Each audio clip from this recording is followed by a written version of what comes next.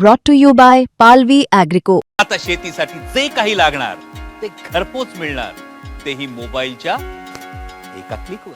आमदार महोदयांनी मांडला तो विषय अतिशय महत्त्वाचा आहे आणि अतिशय त्या विषयासंदर्भामध्ये मंत्री महोदयांनी मोघम उत्तर दिलेलं आहे। मतदारसंघ आहे ना, मोघम उत्तर दिलेलं आहे। मतदारसंघ आहे माझ्या मतदारसंघातल्या त्यांनी अतिशय मंत्री महोदयांनी मोघम उत्तर दिलेलं आहे। मला असं वाटतं की मंत्री महोदय की सरकार त्यांना वाचवण्याचा प्रयत्न करत आहे, हे चूक आहे। अशा पद्धतीमध्ये जर का दुसरा कोण असता तर त्याच्यावर कारवाई झाली असती, त्याला संपवून टाकलं असतं।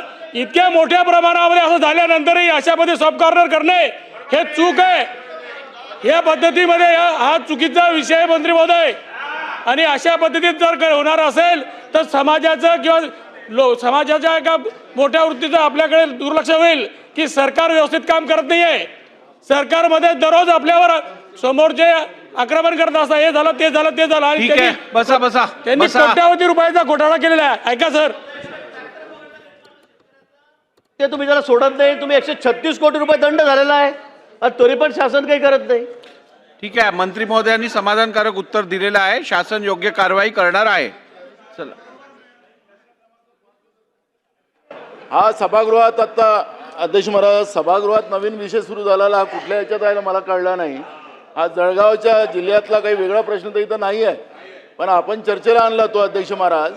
अशी सगळ्यांना संधी द्यावी प्रत्येकाच्या जिल्ह्याची चर्चा करायला। अध्यक्ष महाराज, माझा 5व्या क्रमांकावरच मी उभा आहे।